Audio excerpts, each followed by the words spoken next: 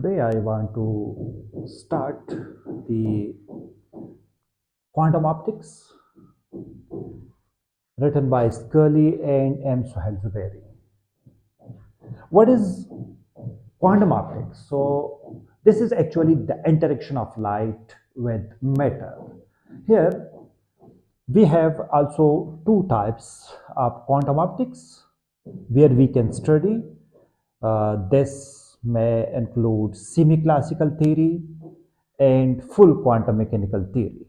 So in semi-classical theory, light can be treated as a classical, and the matter such like an atom should be quantized.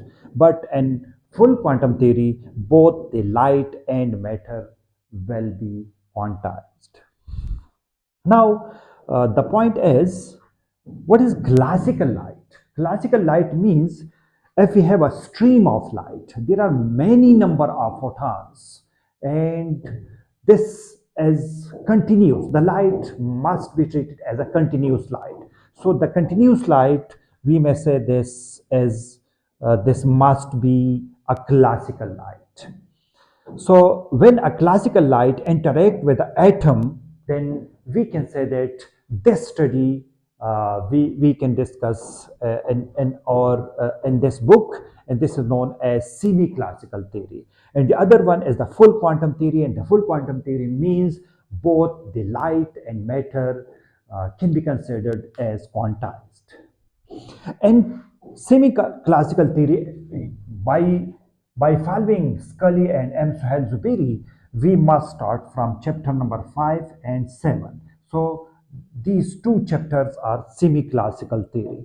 And a quantized, when the light and matter both are quantized, we must start from 1, 2, 3, and 4.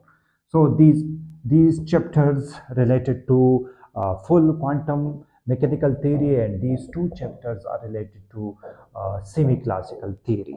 So we need to start first the semi-classical theory and then move to full quantum theory.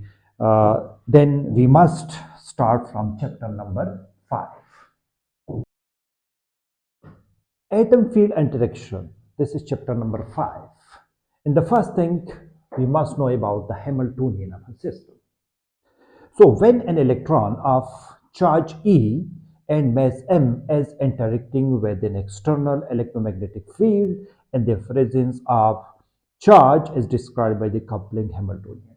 We have, let's suppose we have an electron and this interact with electromagnetic field.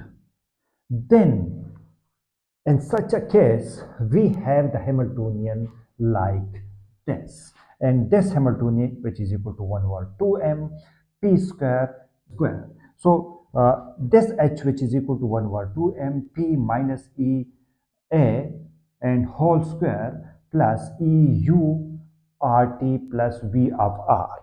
Here p is the operator, the momentum operator, and a, this is vector potential of the external field, u of rt, and this is the scalar potential, and v of r, this is the electrostatic potential. If we have, there is no any field interacting with this electron, then the system, the Hamiltonian may take the form as, because if we have electromagnetic field, then we must have vector potential and scalar potential. And if we have no electromagnetic field, then the scalar potential and vector potential will be cancelled out. So if we cancel out the vector potential and scalar potential, then the Hamiltonian must be written like this: 1 over 2m p square plus v of r. So this is the kinetic energy and potential energy of this system when there is no interaction of electromagnetic field. And whenever electromagnetic field or the electron interact with the electromagnetic field, then we must incorporate the vector potential and scalar potential and this Hamiltonian, and then we have this total Hamiltonian for this system. So what is scalar potential and vector potential? So the scalar potential, it is a scalar function defined in a region of space and varying with time, where a vector can be defined as, for example, this is a mathematical expression, some vector minus gradient of scalar function. So this is u of rt or phi of rt, both represent the scalar potential.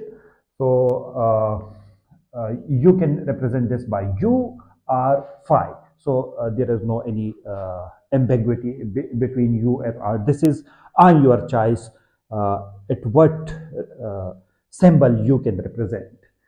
For example, if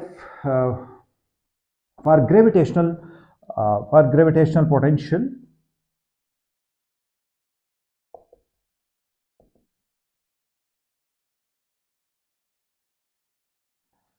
we represent the force which is equal to minus gradient of phi of r, and where phi of r is the scalar potential, and this is equal to minus g m divided by r absolute.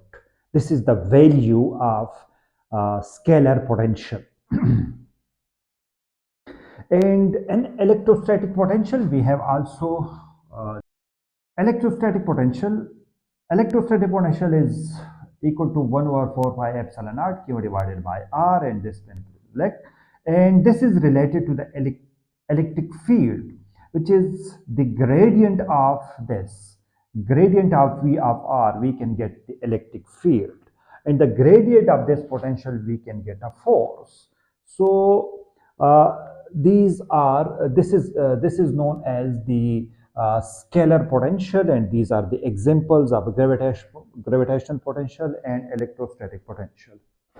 Another thing is the vector potential, and the vector potential and electromagnetism. This describes the magnetic field. This is a vector field which has a direction and magnitude in space. So this mathematically we can represent B, which is equal to del cross A, where A is important, and this is known as the vector potential. But in a scalar potential, we represented E, which is equal to minus del uh, uh, V. So here is a gradient, and here is a curve. So this is the difference. This is the scalar potential, and this is a vector potential.